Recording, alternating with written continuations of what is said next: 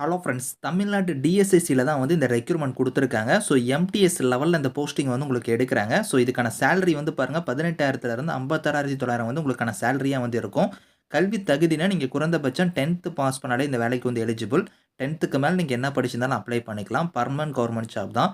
Freshers இந்த வேலைக்கு வந்து எலிஜிபிள். ஸோ, லாஸ்ட் டேட் வந்து பாருங்க 30 மார்ச்க்குள்ளார நீங்க அப்ளை பண்ணிக்கோங்க. இப்ப அந்த வேலைக்கான அப்ளிகேஷன் ஃபார்ம், நோட்டிஃபிகேஷன் டீட்டெயில்ஸ் நம்ம பார்க்கலாம்.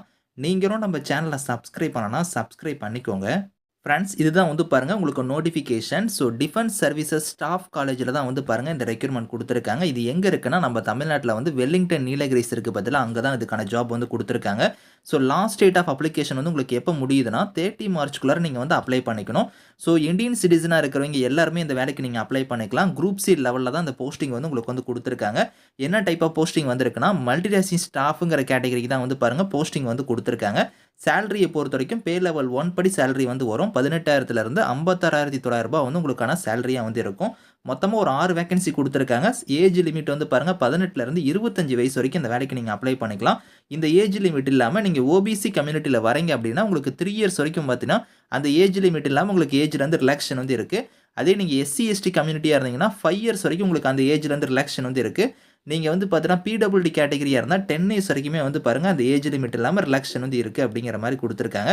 ஸோ, இந்த வேலைக்கு வந்து குவாலிஃபிகேஷன பொறுத்தவரைக்கும் நீங்க 10த் தான் மெட்ரிகுலேஷன் தான் கேட்டிருக்காங்க. 10த் நீங்க முடிச்சிருந்தாலே அப்ளை பண்ணிக்கலாம்.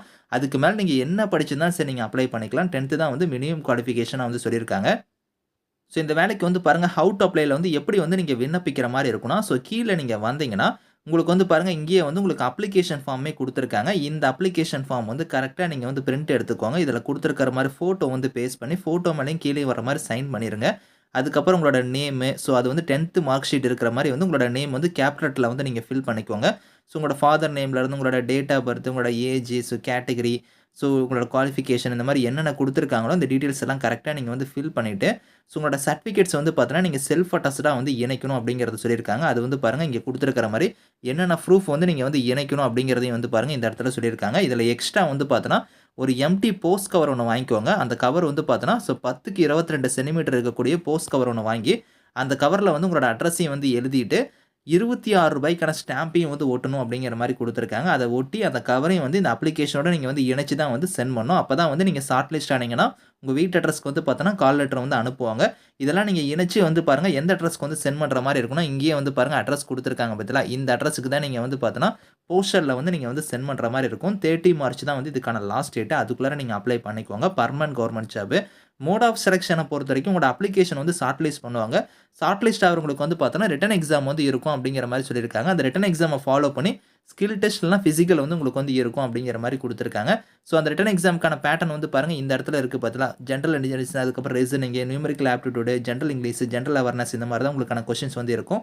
எல்லாமே வந்து பார்த்தீங்கன்னா, மினிமம் எஜுகேஷன் குவாலிஃபிகேஷன் தான். நீங்க 10த் ஸ்டாண்டர்ட் லெவல்ல தான் உங்களுக்கான சிலபஸ் படி உங்களுக்கான எக்ஸாம் வந்து நடக்கும் அப்படிங்கிற மாரி குடுத்துருக்காங்க. ஸோ, இதுக்கு வந்து பார்த்தோன்னா, ரிட்டன் எக்ஸாம்க்கான வென்யூ எல்லாமே வந்து பாருங்க உங்களுக்கு வந்து ஸோ டிஎஸ்எஸ்சி இந்த வெல்லிங்டன்ல தான் உங்களுக்கு வந்து இருக்கும் அப்படிங்கிறதையும் சொல்லியிருக்காங்க. ஸோ, செலக்ஷன் வந்து பார்த்தோன்னா, உங்களுக்கு வந்து எனிவேர் இன் இண்டியானே குடுத்துருக்காங்க பாருங்க. போஸ்டிங் வந்து எனிவேர் இன் இண்டியான்னு குடுத்துருக்காங்க. ஆனா மோஸ்ட்டா வந்து பார்த்தோன்னா, நம்ம தமிழ்நாட்டுல தான் உங்களுக்கு வந்து இருக்கும். இதுக்கான லிங்க்ஸ் எல்லாமே வந்து நான் கீழ குடுக்குறேன். ஸோ, வில்லிங்கா இருக்கிறவங்க இதுக்கு நீங்க அப்ளை பண்ணிக்கோங்க. Thank you friends.